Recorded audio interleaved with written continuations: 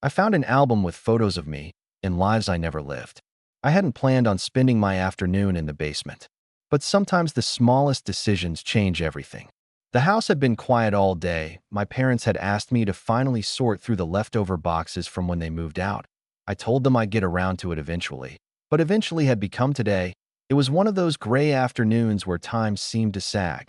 The kind of day where doing something tedious felt better than doing nothing at all. So I pulled open the heavy basement door, breathed in that stale, cool air, and started down the narrow wooden steps. The smell hit me first: damp concrete, dust, and the faint sweetness of cardboard slowly breaking down. The stairs creaked under my weight, and I caught myself holding the railing tighter than usual. The railing had always been loose, wobbling slightly, and I wondered why no one had ever fixed it. At the bottom, a single light bulb hung from the ceiling, swaying gently as if my steps had disturbed the air. I pulled the little chain, and it flickered to life, not brightly. More of a dull, yellow wash that created shadows in every corner. I had to squint to see the far wall, where the paint was peeling from moisture. The bulb gave off that faint buzz I remembered from childhood. It already felt like the place wanted me out. Still, I pressed on. I moved a stack of plastic tubs to the center of the floor and began opening them. The first was nothing but books. Old yearbooks, paperbacks with cracked spines, a Bible with a faded ribbon marker. The second held glassware wrapped in brittle newspapers dated decades ago. I crumpled a few pages in my hands and read headlines about events I barely remembered. Then I opened the third box.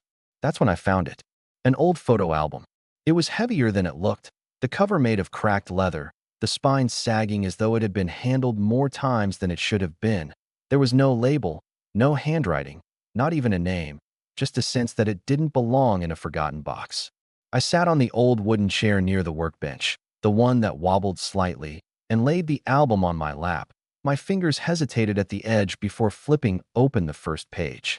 The first few photos were ordinary enough, black and white images of my parents before I was born, smiling awkwardly in dated clothes. Pictures of relatives I faintly remembered from childhood visits. I felt a wave of nostalgia, soft and harmless. Then I saw my own face. It was unmistakable. In one photo, I was standing beside my father at a fishing lake. I couldn't have been more than 8. The problem was, my father had always hated fishing. We never once went together. Yet in the photo, there we were, rod in my hand, his arm slung casually around my shoulders, the surface of the lake sparkling behind us. I frowned, my thumb pressing harder into the edge of the page. I turned it. The next showed me at a wedding reception.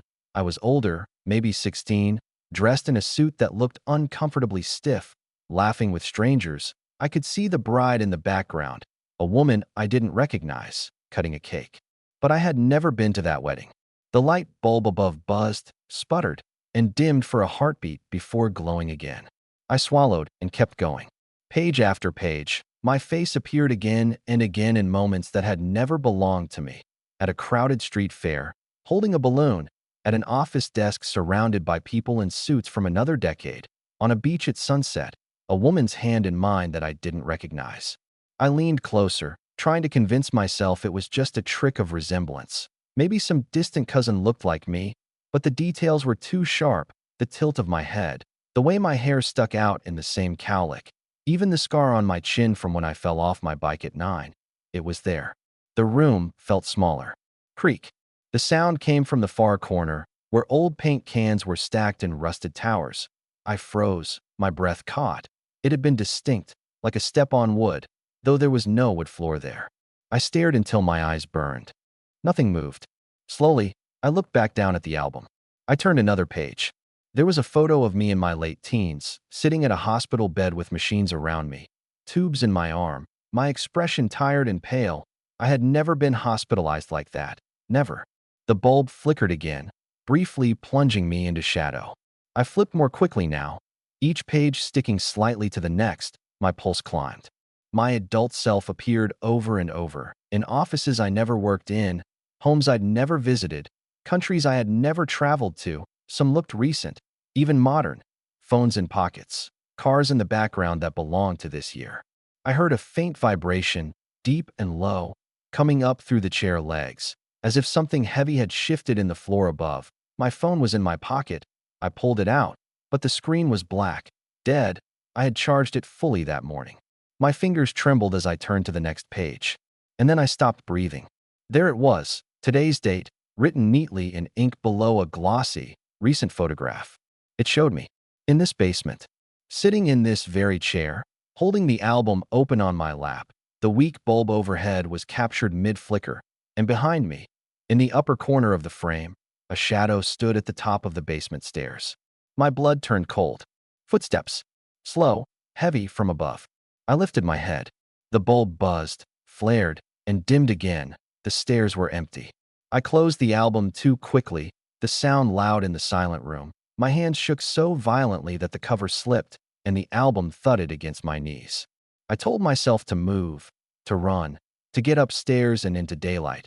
But my body didn't listen, my ears strained, desperate to catch any sound, any proof that I wasn't imagining it. The silence dragged on, stretched thin. Then, creak. The first step of the staircase. I forced myself to stand. The chair legs scraped across the concrete. The noise too harsh, too sudden. I clutched the album to my chest as though it might protect me. My heart hammered so hard I could hear it in my ears. One step, then another, my own, not the unseen ones. I climbed quickly, not daring to look back until I reached the door at the top. The bulb buzzed one last time before cutting out completely, plunging the basement into darkness behind me. I shut the door and pressed my weight against it. The house was silent. When I opened the album again, just for a moment, the last photo was still there. Only now, the shadow at the stairs seemed closer. What if an entire day disappeared, and only you remembered it? I unlocked the glass doors at exactly 8:30, the same as always. The office smelled faintly of toner and fresh coffee, the air conditioning still humming from the night cycle. I nodded to the security guard at the lobby desk, who returned a polite, almost mechanical smile. He didn't say anything, just tapped his logbook. It should have been an ordinary morning, except it wasn't. The elevator door slid open, and I stepped into the gray carpeted hallway of the 12th floor. My office was on the right, tucked between the archives room and the small library we kept for company records and trade books. The library had always been a quiet refuge for me, a place where I could hide for 5 minutes between tasks, flipping through manuals no one else cared about. I dropped my bag on my chair, booted up my computer, and leaned back. Outlook opened, calendar popped up, and I froze. The date. Wednesday. But it shouldn't have been Wednesday. Yesterday was Wednesday. I sat there, staring at the corner of the screen where the little digital numbers glowed. Thursday had vanished. At first I thought maybe I was overtired, that my sense of time had slipped. I opened my planner. The last entry I had written was a meeting scheduled for Thursday morning. A planning call with the regional office. But according to the computer, that call had never happened. The calendar showed nothing. The emails referenced Wednesday, as if it had just passed. I checked the news. Headlines that should have been yesterday's were stamped with today's date. Stories I knew I had read already were reposted, as if brand new. A low vibration buzzed against the desk. My phone, a text from Clara, my coworker, "Don't forget the team huddle at 9." I typed back quickly, "Wasn't that yesterday?" Her reply came instantly, "No. It's today, are you okay?" I didn't answer. By 9 o'clock, the open floor was alive with the ordinary sounds of an office, chairs rolling, phones ringing, footsteps across the carpet. Everyone moved like nothing was wrong. When I joined the huddle, people laughed, exchanged notes, and acted like Wednesday had just ended. Nobody even mentioned Thursday. I stood there, heart pounding, staring at them. Had I dreamed an entire day? When it came my turn to speak, my throat went dry. "Didn't we go over this yesterday?" I asked. A silence fell. For half a second, I saw confusion flicker in their eyes. Then Clara smiled, a little too wide. "No, this is the first time. You must be mixing it up." The others nodded. They nodded too quickly. After the meeting, I drifted toward the small library. Its door creaked as I pushed it open, a sound I had always found oddly comforting. Inside, rows of binders and reference books lined the shelves, the air smelling of paper and dust. But something had changed. One entire wall of shelves seemed different, titles I didn't recognize. Some books had their spines blank, others shimmered faintly, like the letters were rearranging when I tried to focus. I pulled one down. The cover was heavy, embossed with gold lettering that seemed to shift between words. Inside, the pages were blank. I put it back quickly, hands trembling. When I stepped out, Clara was waiting in the hallway. She startled me. Looking for something? No, just checking. She tilted her head. You should get some rest. You've been working hard. Her tone was friendly, but her eyes didn't match. They were watchful. The rest of the morning dragged. Every time I tried to bring up yesterday, people brushed me off. The regional call? That's scheduled for next week. The lunch I had with Greg? We didn't eat together, but maybe we should. The file I had finished on Thursday? Missing from the system entirely. No records, no logs, no acknowledgments. Thursday didn't exist. And yet, I remembered every detail. The bitter taste of burnt cafeteria coffee, the annoyance of a printer jam in the middle of my report, the sound of the siren from the street below, wailing for nearly half an hour. These weren't dreams. Around noon, I returned to the library. Something pulled me back there. Like an itch I couldn't scratch, I flipped through more of the strange books. Some had fragments of text, pieces of conversations that looked eerily like ones I'd had yesterday, my words written down, as if transcribed, then blank spaces, whole pages empty where the rest should be. A soft footstep behind me made me whirl. No one was there. I shoved the book back and hurried out. In the break room, I tried one more time. Do you guys seriously not remember yesterday? 3 coworkers glanced at me. One chuckled. You mean Tuesday? No. Yesterday, Thursday, it happened. Their smiles faded. A heavy silence pressed down. Then, as if on cue, they all shook their heads. Don't be weird, Clara said gently, but her eyes warned me to stop. Something in my stomach twisted. I realized then, they weren't forgetting, they were pretending. That afternoon, I couldn't focus. I kept opening blank documents, closing them again. My reflection in the monitor looked pale, tired, but also different. My eyes seemed sharper, my face unfamiliar, as though I'd stepped slightly out of sync. At 3 o'clock, the power flickered, the lights buzzed, the monitors glitched for a second, and on the black screen I saw white letters. We remember, you remember. Then everything snapped back to normal. No one else reacted. By evening, the office emptied. People packed their bags, waved goodnight, and vanished into the elevators. I stayed behind, pretending to finish work. The library drew me again. My shoes whispered against the carpet as I approached. Inside, the shelves had shifted further. The books looked restless, vibrating faintly, as if alive. One volume lay open on the table. I hadn't left it there. Its pages showed a detailed account of my Thursday. Every action, every word, even the text I had sent Clara. At the end, the last line bled into the paper. You should not have remembered. The door slammed shut behind me. I spun.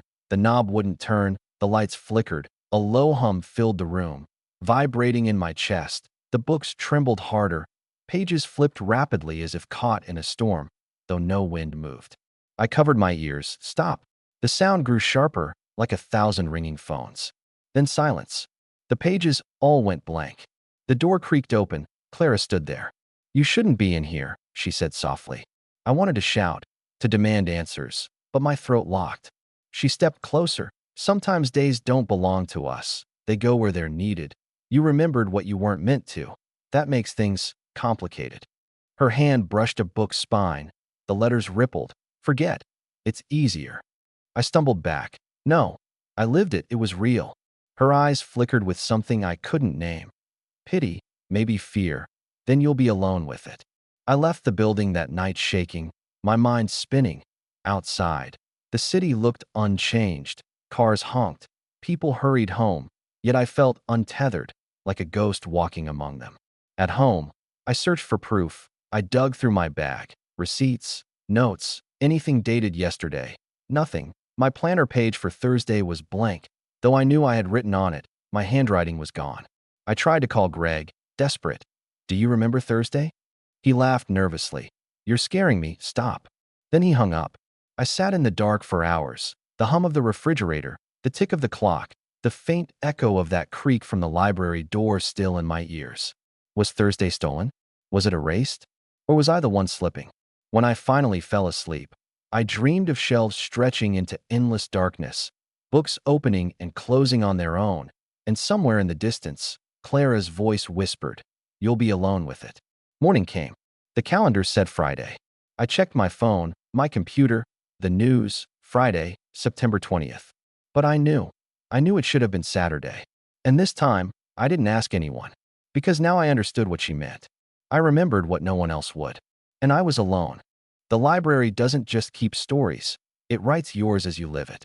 I had always loved the library in the old part of town. It wasn't the most convenient place, a good half-hour walk from where I lived. But it had a certain charm I couldn't resist. The newer libraries had polished floors, computers, bright fluorescent lighting, all very modern and efficient. But this one felt like stepping backward in time. The building was brick, darkened by decades of rain and soot, with tall windows that always seemed to catch the last of the evening light. Inside, the air smelled faintly of paper and polish, with something else underneath. That musty, sweet scent that only really old wood carries. I used to visit once or twice a week, just to browse the dusty corners. Sometimes I'd pick out books I didn't even care about, just to sit with them and feel like I was part of something older, larger. The librarians were kind but quiet, rarely speaking beyond a nod or a soft reminder about the closing time. That night, I hadn't meant to stay late. I remember sitting down with a battered blue-covered memoir about a man's travels through Europe. It wasn't especially gripping, but I liked the personal notes scribbled in the margins, a different hand, decades old, marking agreement or skepticism with tiny comments. I leaned back, the hard wooden chair creaking slightly under me, and let the quiet of the room wash over me. That's the last thing I remembered before I drifted off. When I woke, the air had changed. It was darker than before. The sun must have gone down completely, because the tall windows reflected nothing but the faint glow of the lamps inside. The steady background noise, soft coughs, the shuffle of shoes, chairs sliding against the floor, was gone. I rubbed my eyes, blinking at the stillness. The big clock on the wall above the entrance had stopped at 9. Had it broken? I pushed myself upright and stretched. No one was around. The reception desk stood empty, the little brass lamp turned off. That was strange. Normally, a librarian would pass through to give the gentle warning. We'll be closing in 15 minutes. I'd gotten that speech many times, yet here I was, alone. I headed to the front doors. They were tall and heavy, dark wood with thick brass handles. I pulled. Nothing. I tried again, locked. I frowned, trying to tell myself it was an oversight. Maybe they thought I had already left. Maybe the guard would be back. I pounded lightly, just in case someone outside might hear. My knock thudded dully, swallowed by the thickness of the door. I laughed nervously. All right, not the end of the world. Libraries had phones. I could call someone. I turned back toward the reception desk. That's when I noticed the table where I'd been sitting. The book I had been reading, the travel memoir with its little handwritten notes, was different. Its cover wasn't the faded blue I remembered. Now it showed something else. A crude sketch, almost childlike, of a rectangular room with rows of lines, shelves, tables, lamps. The library. I swallowed. My throat felt dry. Slowly, I picked it up. The texture of the cover felt the same, but the ink was sharp, recent. I opened it. The first page wasn't printed text anymore. It was handwriting, my handwriting. He woke in the library. The doors locked, the building silent. I stared until my eyes watered. My mind clawed for an explanation. Maybe I had written in this book before. Maybe it was a dream. But the words continued, scrawled exactly like I wrote in my journals. He wondered why no one had woken him, and he thought perhaps the guard had made a mistake. I dropped the book onto the table. The sound echoed far too loud, bouncing off the tall ceiling. From the back of the library came a creak, like wood bending under weight. My skin prickled. I told myself it was just the old building settling. It always made noises, but something in that sound felt intentional. I forced myself to test another shelf, just to calm down. My hand shook slightly as I pulled out a thick red book. Its spine marked collected myths and folklore. I flipped it open. The story inside wasn't about myths at all. It was about me. He reached for another book, trying to prove to himself he was imagining it. But the words stared back, knowing him better than he knew himself. I snapped it shut. The silence grew heavier. I remembered the librarian once telling me, half joking, books remember more than people think. I had laughed. It didn't seem funny now. I needed to get out. I crossed the reading room, my footsteps unnaturally loud, each step echoing as if the shelves themselves were listening. The tall windows at the far wall offered a view of the street outside. dim lamplight casting faint halos in the mist. I pressed on the first window. Solid. I tried another, locked tight. Not even a rattle. Behind me, a book fell. The thud was sharp, followed by the flutter of pages. I turned slowly. The fallen book lay open on the floor. My stomach tightened as I read the single line printed on the exposed page. You shouldn't leave. My chest tightened. I staggered back, bumping into a chair. It had to be coincidence. It had to. Then came a sound. A ringing, faint, metallic, from somewhere deep in the walls. It wasn't a phone. Too high. Too brittle, like a small bell struck once, waiting for its echo to fade. My breathing quickened. I whispered to myself, "It's just a building, just old pipes, old wood." But I didn't believe it. The shelves nearest me had changed again. Their spines no longer showed famous works, but titles I recognized for other reasons, private reasons. The lie I told at 15. The night I couldn't sleep. The letter I never sent. I reached out without thinking, fingers trembling. The nearest book practically leaned forward. Waiting, I yanked my hand back. They weren't recording the world, they were recording me. I turned and ran. My shoes slapped against the floor, the sound too loud. Like I was being chased, I reached the main doors again and hammered at them with both fists until my skin stung. "Help! Hey! Anyone!" My voice cracked. Silence. When I turned back, the table where I had first woken was different again. The Memoir Now sketchbook lay open. The words had shifted once more. He beat his fists against the doors until his voice gave out. He turned. He realized the books had been watching all along. The last line trailed into nothing, as if waiting. I heard it then, footsteps. Not mine, slow, deliberate, from an aisle to my right. I froze, breath caught in my throat. The sound drew closer, measured, patient. I pressed against the shelf, heart thundering. The steps stopped. I dared to lean out, just slightly. The aisle was empty. But the silence felt crowded, thick with presence. I staggered back to the table. The open book now had another line. He knew he wasn't alone. I slammed it shut. The lights overhead flickered, shadows trembling across the high ceiling. Then a low vibration hummed through the floor, steady and pulsing, like the heartbeat of the building itself. I sank into the chair, shaking. My hands clutched the arms of the seat until my knuckles whitened. The shelves seemed to lean closer. Each book was tilted outward, spines watching, patient. I couldn't fight it, couldn't run. The library was writing me, page by page, recording not just what I did, but what I thought, what I feared, what I had hidden. And in that moment, with the hum in the floor and the flickering lights, I realized something far worse. What if I had never truly left this place before? What if all those past visits were just the library writing drafts of me, sending me out only to bring me back again? I wanted to scream, but I couldn't. My voice was already inside the books. I don't know how long I sat there.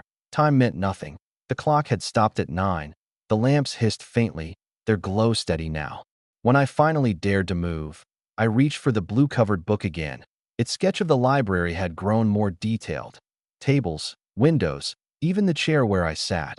And there I was, a rough figure inked at the table, head bowed, hands clutching the arms. The final page was blank, waiting. The pen I'd used to make my own notes in other books years before lay beside it, though I knew I hadn't left it there. My hand shook as I picked it up. The book wanted me to write. For the first time, I wondered if I already had.